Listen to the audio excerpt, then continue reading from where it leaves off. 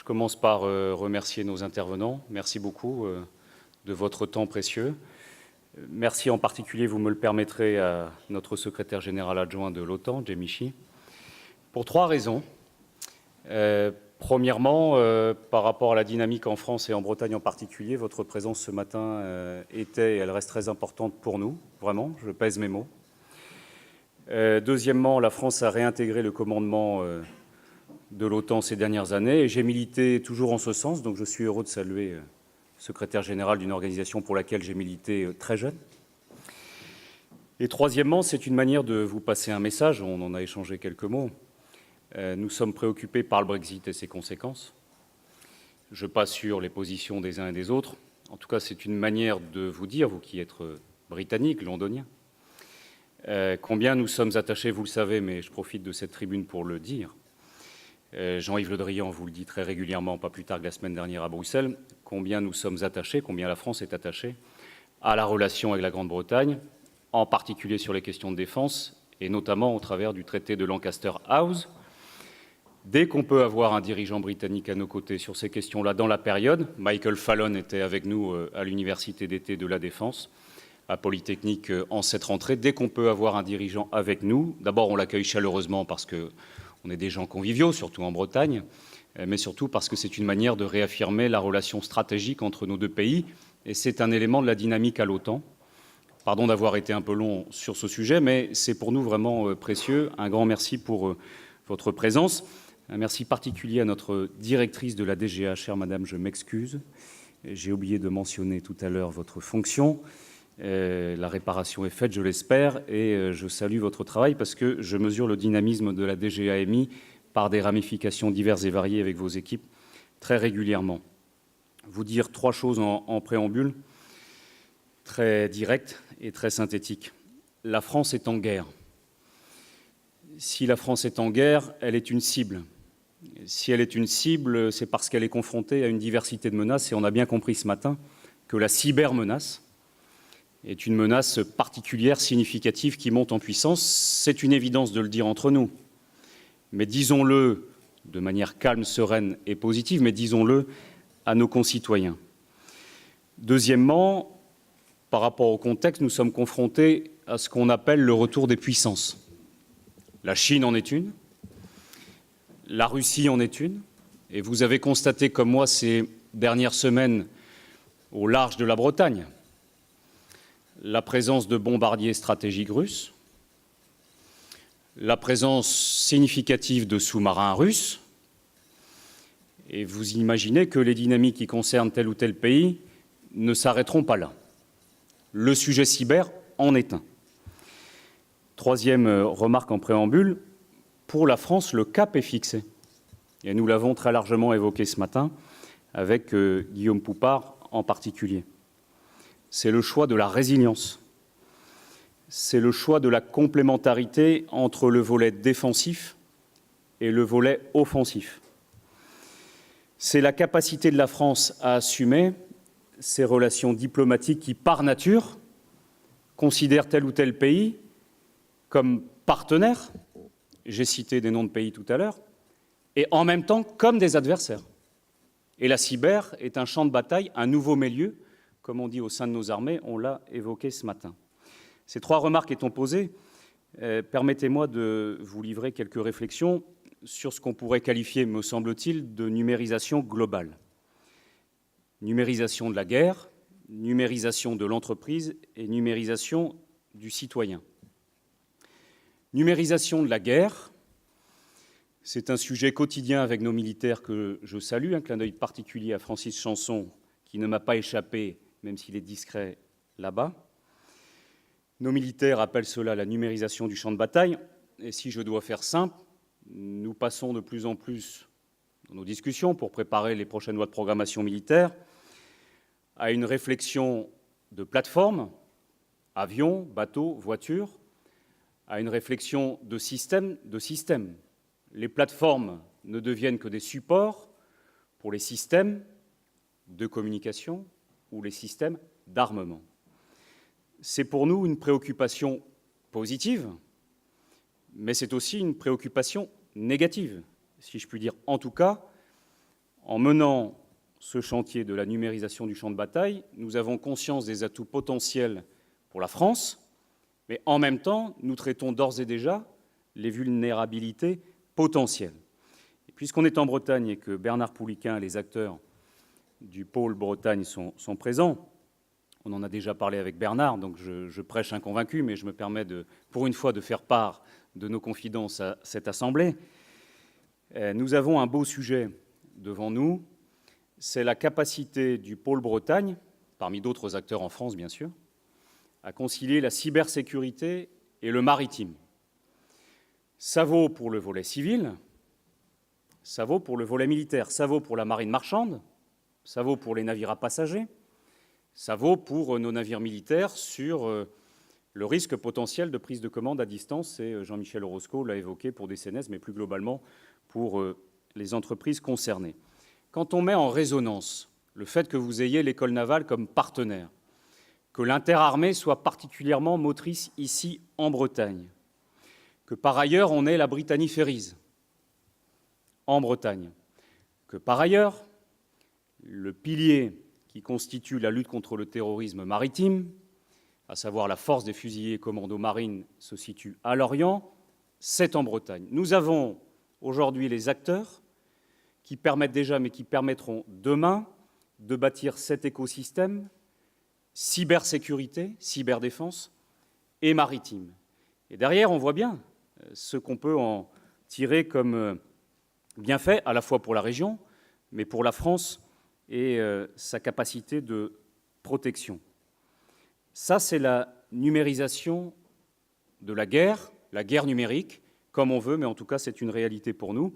Et évidemment, avec l'OTAN, avec l'Union européenne, c'est pour nous un chantier important. Je le dis d'un mot pour souligner ce qu'on a dit ce matin. Je sais que ça fait débat en Grande-Bretagne, mais je prêche un convaincu, je pense, c'est que pour la première fois en juillet, l'Union européenne a acté, je cite, l'autonomie stratégique de l'Union européenne. C'est Guillaume tout à l'heure, je crois, qui l'a évoqué. Ça peut vous paraître seulement des mots. La bataille pour ces deux mots et le concept, c'est 10 ans, 20 ans, 30 ans de bataille au sein de l'Union européenne. Pourquoi ? Parce que vous avez deux conceptions qui s'opposent. Je caricature à dessein. Soit on se contente du parapluie américain, soit on développe, en complémentarité ou en opposition pour d'autres à l'époque, un parapluie européen. Moi, j'ai toujours été convaincu qu'il fallait le parapluie américain et de l'OTAN et en même temps, de manière complémentaire, un parapluie européen. Pourquoi opposer les choses alors qu'on a des positionnements complémentaires ? Et notre ami s'y emploie au quotidien. Bref, la numérisation du champ de bataille, la guerre numérique, c'est pour nous un sujet très important. La numérisation de l'entreprise, je ne développe pas. Il y a des gens beaucoup plus compétents que moi qui l'ont abordé, en particulier durant cette table ronde qui m'a beaucoup intéressé. J'ai appris beaucoup de choses. Moi, je voudrais simplement dire une chose concernant les PME. On a évoqué la French Tech, on a évoqué le pacte cyberdéfense qui vise en particulier le soutien aux PME. On voit bien les enjeux pour elles, participer à la formation et recruter en même temps des gens formés. 2, on en parlait à l'instant avec Guillaume, produire de nouvelles technologies. Parce que produire de nouvelles technologies en France et ailleurs, par ailleurs, c'est participer à sécuriser et de plus en plus rapidement les systèmes. Mais ce qui m'interpelle le plus depuis des mois, quand je discute avec les dirigeants de PME au Pays de l'Orient et ailleurs, c'est la chose suivante. C'est qu'on a en permanence des besoins exprimés en capital par les PME, parce qu'elles se développent. En tout cas, on est à leur côté pour le faire, autant qu'on puisse le faire, avec la BPI et l'appareil bancaire classique, si je puis dire. Et puis, en même temps, on a des liens qui sont plus ou moins réels, plus ou moins ténus avec l'appareil d'État, avec le régalien. Alors, quand je ne dis ça, je n'imagine pas demain que l'ensemble des PME françaises soient considérées OIV. Mais ce que je veux dire, c'est que si on raisonne souveraineté globale, numérisation globale, il faut conforter les liens permanents, quels que soient les PME et leur secteur d'activité, avec le régalien et l'intérêt supérieur de l'État. Ça vaut pour les transports, ça vaut pour la santé, ça vaut pour les énergies, etc. On le sait, Guillaume Poupard travaille en particulier en ce moment sur la rédaction des décrets ou des textes réglementaires, circulaires, je crois. On dit, Guillaume, c'est ça ? Les arrêtés, pardon. Mais on voit bien que c'est une dynamique globale. Et je formule ce matin une proposition qui n'est pas nouvelle, je la reprends avec d'autres, c'est une proposition collective, je la réaffirme très humblement.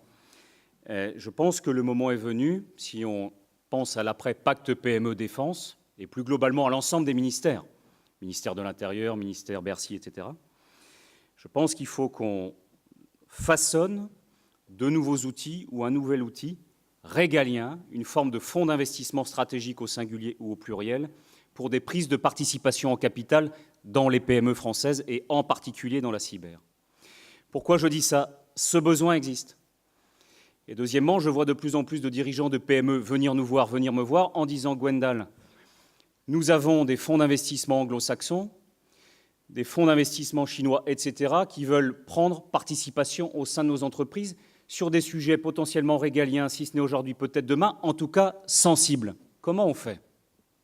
Comment on fait ? Et là, je pense qu'on a un beau chantier. Je sais que Jean-Yves Le Drian, pour en avoir parlé à de multiples reprises avec lui, si je puis dire, est sur l'affaire, une fois de plus. Mais je me permets d'en parler ce matin parce que je pense que ça doit être une réflexion partagée et un élément de la dynamique collective. En tout cas, cette capacité à conforter en capital et en prise de participation en capital, en fonds propres, nos PME françaises, et en particulier sur ce domaine de la cyber, mais je pourrais l'élargir plus globalement sur la sécurité défense, c'est pour moi, je l'espère pour nous, un sujet important. En tout cas, je m'engagerai et je m'engage en ce sens dès maintenant. Je termine par la citoyenneté numérique en vous disant 2-3 choses. La première, c'est que je me permets de vous renvoyer sur le Facebook de l'armée de terre. J'ai le document ici, je ne vais pas vous le lire, c'est le temps de l'apéro, mais je vous renvoie au Facebook de l'armée de terre. Pourquoi ? Parce que l'armée de terre, qui a toujours le sens de la formule, a rédigé les 10 commandements. Les 10 commandements du cyber et de la protection cyber du soldat. Mais j'ai relu le papier ce matin, il est très bien fait, ça vaut, me semble-t-il, pour l'ensemble de nos concitoyens. Et les 10 commandements évoquent, par exemple, la nécessité, quand on quitte son poste de travail, de fermer une session, en tout cas de codifier l'accès à la session. Invite à sélectionner, choisir, voire à se méfier de ces clés USB. C'est une bataille qu'on mène à quelques-uns depuis longtemps. D'ailleurs, si je puis me permettre d'avoir un rêve, puisque j'ai compris ce matin, Yes We Can, spécial dédicace à Barack Obama, je sais qu'on a déjà en partie des clés USB considérées souveraines, mais je considère qu'on a encore du boulot, surtout par rapport à l'utilisation par nos concitoyens des clés souveraines. Je sais que c'est complexe comme sujet, mais ça peut paraître anecdotique, mais puisqu'une dame tout à l'heure nous interpellait à juste titre sur le côté pratique des choses, voilà un beau sujet. On parle de data, on parle de cloud, et c'est normal, c'est stratégique pour un pays et un continent, la protection des données. Mais la clé USB, c'est un sujet d'intérêt national. C'est un sujet de souveraineté nationale. Je termine en faisant de la pub pour l'ANSSI, toujours par rapport à l'accessibilité pour les uns ou pour les autres. Guillaume n'a pas eu le temps de le dire, parce qu'il a beaucoup de sujets, mais il a pris l'initiative, et je le salue. Vous avez noté qu'on a un excellent directeur de l'ANSSI. Il a commencé à nommer dans les territoires des ambassadeurs de l'ANSSI ou des représentants. Éric, le représentant en Bretagne, est ici avec nous ce matin. Ce sont des hommes, en l'occurrence ce matin, mais des femmes qui vont mettre des visages sur l'ANSSI, si je puis dire, dans les territoires, même si Guillaume se déplace beaucoup, et heureusement, on est très heureux. Mais c'est aussi pour mettre du lien entre l'ensemble des acteurs dans les territoires. Et cette dimension territoriale, elle est pour nous très importante. Et je termine d'une phrase, et je vais faire une minute de pub. D'une phrase, c'est de dire que la France se mobilise, c'est une question de souveraineté. L'Union européenne considère que ce sujet est désormais une question d'autonomie stratégique. L'OTAN fait de même à Tallinn et ailleurs. L'ONU, Guillaume, tu l'as rappelé à juste titre, s'est emparé de ce sujet depuis des années, et à n'en pas douter, le nouveau secrétaire général de l'OTAN, le Portugais Antonio Guterres, a ce sujet et aura ce sujet sur la table. Gardons à l'esprit, si on prend les perspectives démographiques, 2050, 8 milliards d'habitants, avec le nombre d'objets connectés qui se développent, vous voyez bien le défi qui est devant nous. Et au fond, il faut se dire ce matin très humblement que c'est sans doute le défi de l'humanité, parmi quelques autres, mais le défi de l'humanité au XXIe siècle, afin que ça ne soit pas la plaie de l'humanité, comme je le lis trop souvent sur les réseaux sociaux, pas plus tard que cette nuit, mais que ça soit un beau sujet de rassemblement pour les êtres humains sur Terre. Voilà mes quelques messages. Merci de votre attention. Et la minute de publicité, je le fais sans transition. C'est pour le jeune homme qui est ici présent devant vous sagement. Comme il est timide, je me permets de parler de lui et de son équipe. Il s'appelle Sébastien Garnaud. C'est à lui qu'on doit l'organisation de cette manifestation. Je suggère d'ailleurs qu'on l'applaudisse avec son équipe, avec les étudiants.